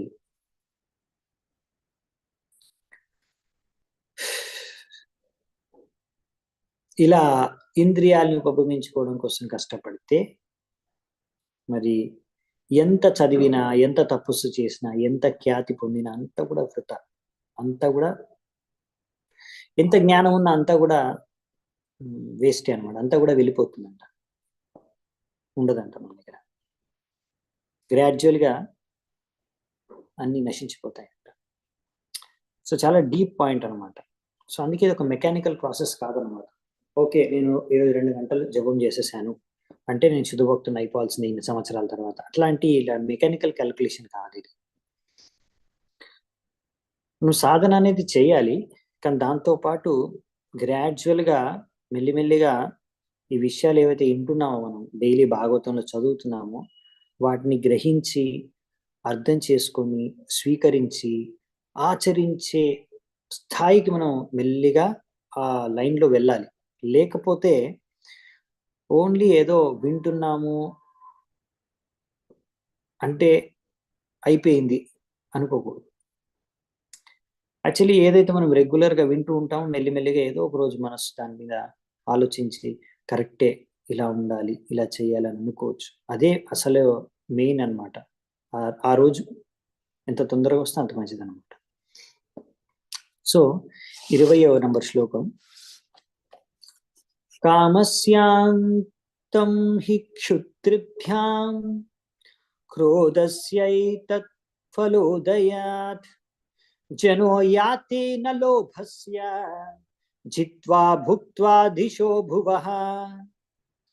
చాలా ఇంట్రెస్టింగ్. ఇంకా నెక్స్ట్ 2 శ్లోకాలు కూడా. ఇప్పుడు ఇది ఇంకోటి. ఇప్పుడు ఏమంటున్నారంటే, ఇప్పుడు ఒక వ్యక్తి చాలా ఇప్పుడు ఆకలి, ఇంకా దాహం, ఇటువంటి వాటితో బాధపడుతున్నాడు అనుకోండి, దాన్ని సంతృష్టిపరచడం చాలా కష్టమేం కాదు. మీరు ఆహారాన్ని తినేసి నీళ్ళు తాగేస్తే మీకు దాహం, ఆకలి అనేది తీరిపోతుంది. సో ఆ సమస్య నుంచి మీరు ముక్తి పొందొచ్చు. ఈజీ, చాలా ఈజీ. ఆకలి, దాహం నుంచి ఈజీగా మీరు బయటపడవచ్చు ఆ సమస్య నుంచి. అంటే ఈ విధంగా బేసికల్లీ ఇలాంటి ఏవైనా ఇలాంటి భౌతిక కోరికలు ఉంటే ఓకే, నో ప్రాబ్లం. అలాగే ఒకవేళ ఇఫ్ వన్ బికమ్స్ యాంగ్రీ, క్రోధ, ఒకవేళ క్రోధం వచ్చింది అనుకోండి, ఏం చేయాలి మరి? అప్పుడు ఎవరి కారణంగా క్రోధం వచ్చిందో, ఒకవేళ అతని పట్ల అతన్ని తిట్టేశాము, లేకపోతే అతన్ని కొట్టేశాము, సంథింగ్ అతనికి పనిష్మెంట్ ఇచ్చేస్తే ఇంకా దాని తర్వాత ఏదో ఒకటి రియాక్షన్ అవుతుంది. అది అయిపోయిందంటే ఓకే, క్రోధం శాంతించవచ్చు. కానీ ఒకవేళ లోభం ఏదైతే ఉందో, జనో యాతి న లోభస్య, ఆ లోభాన్ని చూడండి, మీరు శాంతపరచడానికి అనేసి అన్ని దశలు ఈ ప్రపంచాన్ని మొత్తం మీరు ఆక్రమించేసినా గానీ, ప్రపంచంలో అంతా భోగించినా గానీ, వ్యక్తి లోభాన్ని సంతుష్టిపరచడానికి ప్రయత్నిస్తే అతను ఎప్పుడూ కూడా సంతృప్తిని చెందలేడు. అవునా? So there is for everyone's need, but not for one persons greed. So ఈ ప్రపంచంలో ఉన్నది అందరికీ కావాల్సినంతే ప్రపంచంలో ఉంది జీవించడానికి. కానీ ఒక్క వ్యక్తి యొక్క లోభాన్ని పూర్తి చేయడానికి ఈ యొక్క మొత్తం ప్రపంచం కూడా సరిపోదంట. సో అందుకనే కామాన్ని, క్రోధాన్ని కూడా ఒక విధంగా చెప్పాలంటే శాంతపరచొచ్చు. కానీ లోభం అనేది, ఇప్పుడు కామ, క్రోధ, లోభ, ఈ మూడు నరకానికి 3 రకాల గేట్లు అని చెప్తారు. ఇవన్నీ రజోగుణ, తమోగుణం నుంచి ఉద్భవిస్తావని చెప్తారు మన గీతలో. సో మరి కానీ ఇవన్నీ కూడా ఓకే. ఫస్ట్ వచ్చేసి మీరు ఏవో భౌతిక కోరికలు ఉన్నాయి, అవన్నీ తీర్చేసి అప్పటికప్పుడైతే సాటిస్ఫై చేసుకోవచ్చు. అంటే ముఖ్యంగా కామవాసన కంప్లీట్ సాటిస్ఫై చేయొచ్చు, యాంగర్ని కూడా సాటిస్ఫై చేయొచ్చు, కానీ గ్రీడ్ దీన్ని సాటిస్ఫై చేయలేదు. అవునా? సో ఈ విధంగా అందుకనే మరి ఇవన్నిటిని ఎలా ఎంగేజ్ చేయాలి కృష్ణ కాన్షియస్నెస్? అయితే మనము బేసికల్లీ ఆకలి దాహం వేస్తే ప్రసాదం తీసుకుంటాం, తద్వారా మనం ఆకలి దాహాన్ని సంతృప్తి పరచవచ్చు. ధర్మో విరుద్ధో కామోస్మి, ఓకే, వివాహం చేసుకొని అలా కృష్ణ చైతన్యంలో సంతానాన్ని ఉత్పన్నం చేసి కూడా మీరు మైత్రంలో పాల్గొనవచ్చు, అది కూడా ధర్మమే, నో ప్రాబ్లం. అలాగే అంటే ఇలా మీరు మీ భౌతిక అవసరాలు తీర్చుకొని సాటిస్ఫై అవ్వచ్చు. ఇంకోటి యాంగర్, ఒకవేళ కోపం వచ్చిందనుకోండి, అంటే ఇప్పుడు ఆధ్యాత్మికంగా దాన్ని ఎలా వినియోగిస్తామంటే ప్రభుపాల ద్వారా అంటారు, ఎలాగైతే అర్జునుడు, హనుమంతుడు శత్రువుల పైన ఆ క్రోధాన్ని ప్రదర్శించి, అంటే ఎవరైతే ఇప్పుడు భగవంతుడికి వ్యతిరేకంగా కార్యాలు చేస్తున్నారో వారి పైన ఆగ్రహంతో మనం ఆగ్రహాన్ని వ్యక్తం చేయొచ్చు.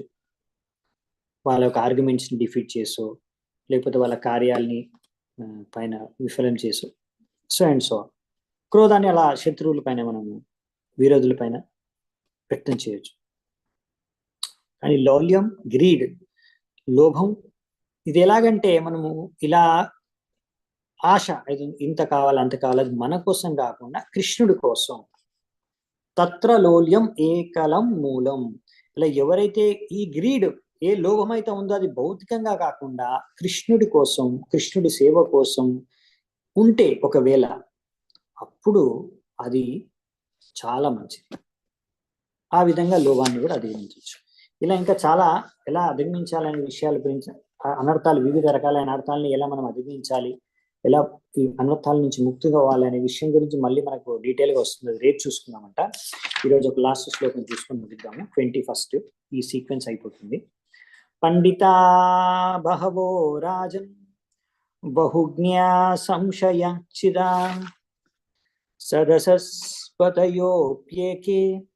అసంతోషాత్ పతంత్యదః. నెక్స్ట్ అంటున్నారు, హే రాజన్, తో చాలా మంది కూడా చాలా అనుభవంతో, చాలా మంది యొక్క పరామర్శలతో, ఎంతో విద్వానులు, తెలివైన వాళ్ళు ఎవరైతే పెద్ద పెద్ద పదవుల్లో, ఇక్కడ ప్రెసిడెంట్, అలా పెద్ద పెద్ద పదవుల్లో ఉన్న వాళ్ళు కూడా పెద్ద పెద్ద సభల నుంచి పతనం అయిపోయారు. ఎందుకు? Because of not being satisfied, అసంతోషాత్ పతంత్యదః. వాళ్ళకు వచ్చిన పదవి, పెద్ద పెద్ద పదవులకు వెళ్ళిపోయారు. వాళ్ళకు తెలివితేటలతో కానీ పాండిత్యంతో కానీ, ఒకరి మంచి అడ్వైస్ వినో ఏదో కారణంగా ఇప్పుడు చాలా మంచి పదవిలో ఉన్నారు. అయినా కానీ అంత మంచి పదవిలో ఉండి కూడా మంచి మంచి తెలివితేటలు ఉన్నా కానీ ఆ వ్యక్తి ఎందుకు పతనమైపోయాడు అంటే అతను సంతృప్తితో లేడంట. సో ఇటువంటి డేంజర్ అన్నమాట. ఈ లోభం అనేది ఇంత డేంజరస్. అంటే అది ఎప్పటికీ మిమ్మల్ని సంతృప్తి, ఎంత పెద్ద పదవి ఉన్నా కానీ లోభం ఉంటే వాడు సంతృప్తి చెందడు. అవునా?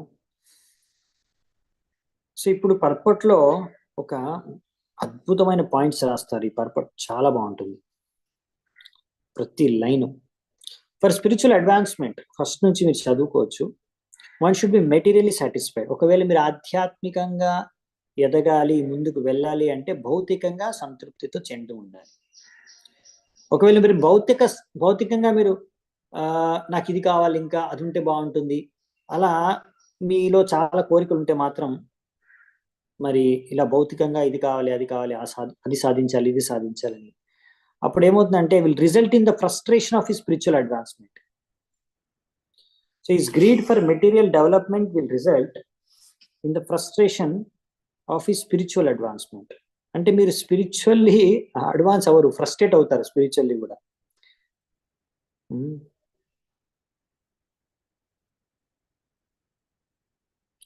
అంటే ఆధ్యాత్మిక భక్తి చేసుకుంటున్నారు, అలాగే ఎన్నో భౌతిక కోరికలు పెట్టుకొని వాటిని కూడా ఫుల్ఫిల్ చేసుకోవడానికి ప్రయత్నం చేస్తే ఫైనల్ ఏం దొరుకుతుందంటే ఫ్రస్ట్రేషన్ దొరుకుతుందంట. సో అంటే మనలో ఉన్న ఎంత మంచి లక్షణాలైనా, ఎంత గొప్ప గుణాలైనా నాశనం చేసేవి రెండు విషయాలంట. ఏంటా రెండు విషయాలు? ఒకటి దరిద్రం. దరిద్ర ఘోషో గుణరాశి నాశి. అంటే దరిద్రం అంటే ఇక్కడ ఏంటంటే పేదరికం. ఈ పేదరికాన్ని బాగా అర్థం చేసుకోవాలి డెఫినిషన్. ఈ పేదరికం ఏంటి? డబ్బులు లేకపోవడాన్ని పేదరికం అనట్లేదు ఇక్కడ. ఈ పేదరికం ఏంటంటే తెలుసా? అది మనకు చెప్తారు ప్రభుపాల్ వారు. ఒకటి ఇది దరిద్రం, పేదరికం. ఇంకొకటి లోభం, ఆల్రెడీ మనం చర్చిస్తున్నాం. ఈ రెండు అనమాట. సరే, లోభం అయితే బాగానే చర్చిస్తున్నాం. ఈ పేదరికం ఏంటి చూద్దామంట. Therefore, the adjustment is that one should not be poverty stricken, but one must try to be fully satisfied with bare necessities of life and not be greedy. For a devotee to be satisfied with bare necessities is therefore the best advice for spiritual advancement. So, ఇప్పుడు చాలా important point, దీని మీద ఒకసారి మీరు focus చేయండి. ఇక్కడ ఏం చెప్తున్నారంటే ఒకరు దరిద్రంగా ఉండకూడదు, దరిద్రంగా అంటే పేదరికంతో ఉండకూడదు. పేదరికం అనేది ఎప్పుడంటే, ఇప్పుడు వాడైనా నా దగ్గర ఇది లేదు అంటే వాడు పేదోడు అనమాట. అర్థమైందా? అసలైన పేదోడు అంటే నా దగ్గర లేదు అంటే. కానీ ఒకవేళ ఒక వ్యక్తి అర్థం చేసుకుంటే నా దగ్గర భక్తి, అసలైన సంపద ఉంది అని, ఇంకా నేను దేనికోసం ఆరాట పడాల్సిన, ఏదో సంపాదించిన అవసరం లేదు భౌతికంగా అనే విషయాన్ని అర్థం చేసుకొని సంతృప్తి చెంది ఉంటే ఆ వ్యక్తి పేదోడు కాదు, చాలా గొప్పవాడు. అలాంటి వ్యక్తి ఎప్పుడు కూడా అతిగా ఆశించడు, అత్యాశకు గురవుడు, లోభానికి గురవుడు అనమాట. సో ఈ విధంగా వ్యక్తి ఒకవేళ ఇలా ఉంటే ఆ వ్యక్తి ఏంటంటే, నా దగ్గర భౌతికంగా ఏది ఉన్నా సరే, సదుపాయాలు, సౌకర్యాలు, వీటితో నేను సంతుష్టిగా ఉండగలిగితే, ఈ విధమైన అండర్స్టాండింగ్ తోని ఆ వ్యక్తి బెస్ట్ పర్సన్ అనమాట స్పిరిచువల్ అడ్వాన్స్మెంట్ చేయడానికి, ఆధ్యాత్మికంగా ఉన్నతి సాధించడానికి అతనే బెస్ట్ పర్సన్, బెస్ట్ డివోటీ. అందుకే ఇక్కడ అడ్వైస్ అదే ఇస్తున్నారు అనమాట. అందుకేనండి మీరందరూ కూడా భక్తిలో ముందుకెళ్ళాలంటే ఏం చేయాలంటే భౌతికంగా ఏదైతే మీకు భగవంతుడు ఇచ్చాడో దాంతో సంతృప్తిగా ఉండగలిగితే అప్పుడు మీరు భక్తిలో ఎదగగలరు, ముందుకు వెళ్ళగలరు. ఇదే ఫైనల్ అన్నమాట ఈరోజు మెయిన్ సారం. ఈరోజు క్లాస్ ఈరోజు మనం చర్చించుకున్న భాగవతం యాక్చువల్లీ. మరి అందుకనే ఈ విధంగా సరైన చేతన ఉండాలి. ఏదో కొంతమంది ఒక్కొక్కసారి ఏమవుతుందంటే సాధించాలి, ఏదో చేయాలి అనేసి ఏదో మనం ఖ్యాతి కోసమో ఇలాంటి భౌతిక చేతనతోనో మందిరాలు మఠాలు కూడా పెద్ద పెద్దవి కట్టి పెంచుకోకూడదు. ఓన్లీ కృష్ణ భక్తి ప్రచారం కోసమే చేయాలి. అందుకని సరైన వాళ్ళు ఈ మందిరాల్ని నిర్మించాలి. ఎందుకు ఎప్పుడైతే వాళ్ళు సరిగ్గా ఈ మందిరాన్ని కృష్ణ భక్తి ప్రచారం కోసం వినియోగించుకోగలరు. అందుకనే మన చాలా ఆచార్యులు రామానుజాచార్య తీసుకొని దక్షిణ భారతంలో, ఉత్తర భారతంలో మన గోస్వాములు తీసుకొని, అలాగే శిల ప్రభుపాదులు అని అన్నారు మా గురువు గారు భక్తి సిద్ధాంత సరస్వతి ఠాకూర్ కూడా గౌడీ మఠాలు, పెద్ద పెద్ద మందిరాలు స్థాపించారు. అలాగే వాళ్ళ అడుగుజాడల్లోనే మన శిల ప్రభుపాదుల వారు కూడా విశ్వవ్యాప్తంగా మందిరాల్ని స్థాపించారు. ఉద్దేశం ఒకటే, ప్రచారం చేయడం కోసం. ఏదో పేరు ప్రతిష్టలకు చాలా పెద్ద పెద్ద బంగ్లాలు కట్టుకొని నివసించడానికో కాదు, ప్రచారం చేయడం కోసం. అందుకే మీరు చూస్తారు ఇస్కాన్ మందిరాల్లో ఎంతో మంది వస్తారు, భగవంతుడిని దర్శనం చేసుకుంటారు, మాలలు తీసుకొని జపం స్టార్ట్ చేస్తారు, కీర్తన వింటారు, ప్రవచనాలు వింటారు, భగవద్గీత భాగవతం ఇలాంటి పుస్తకాలు కొనుక్కుంటారు, ప్రసాదం గ్రహిస్తారు, భక్తుల సాంగత్యం చేస్తారు. ఈ విధంగా భగవంతుడిని దర్శించుకోవడం, వాళ్ళ ఆరతి అన్ని అటెండ్ అవుతారు. సో ఈ విధంగా ఏంటంటే వాళ్ళకి భక్తి అనేది వాళ్ళకి లభిస్తుంది. భక్తి గురించి తెలుసుకుంటారు, వాళ్ళ యొక్క భక్తి జీవితంలో మొదలవుతుంది. ఇలా మందిరాలు, ఇస్కాన్ మందిరాల ద్వారా ఎంతో మంది భక్తి మార్గంలోకి వచ్చారు, ఇంకా పై వస్తారు కూడా. సో అందుకే ప్రభుపాదుల వారు నేర్పించారు. సో ఇటువంటి అదేంటి మీరు కూడా చాలా కష్టపడుతున్నారు, ఇంకా డబ్బులు డొనేషన్ కావాలంటారు, ఇంకా మందిరంలో ఇది చేయాలి అది చేయాలంటారు. సంతృప్తిగా ఉండొచ్చు కదా, ఏమి ఎక్స్ట్రా చేయాల్సిన అవసరం లేదు, ఏదో గుడిసెలో ఉండొచ్చు కదా. కాదండి, ఇది అసలైన లౌల్యం, అసలైన గ్రీడ్ ఇదే ఉండాలని చెప్తున్నారు రూపగోస్వామి పాదులు. రూపగోస్వామి పాదులు మన గోస్వాములు స్వయంగా పెద్ద పెద్ద మందిరాలు కట్టించారు. అంటే అంతా సంపద కూడా యాక్చువల్లీ భగవంతుడి సేవకి, భగవంతుడి ప్రచారానికి వినియోగించాలి. సో ఆ విధంగా దానికోసం మందిరాలు కూడా నిర్మించేది, భగవంతుడి సంతృప్తి కోసం. అలా ప్రచారం జరిగితే, అలా ఆధ్యాత్మిక కార్యాలు జరిగితే భగవంతుడు సంతృప్తి చెందుతాడు. కాబట్టి ఎంత పెద్ద లెవెల్లో ప్రచారం జరిగితే అంత భగవంతుడు కృష్ణుడు సంతృప్తి చెందుతాడని. ఎంత పెద్ద మందిరం కడితే అంతమంది రాగలుగుతారు, మంది వస్తారు కూడా మందిరానికి. ఎందుకు చాలా మంది చూడండి పెద్ద పెద్ద మందిరాలు చూడ్డానికి వెళ్తారు. చూడ్డానికి వెళ్ళాలని ఫైనల్ గా భగవంతుడే కదా చూసేది అక్కడికి వెళ్ళి. మందిరంతో పాటు భగవంతుడిని కూడా దర్శించుకుంటారు కదా.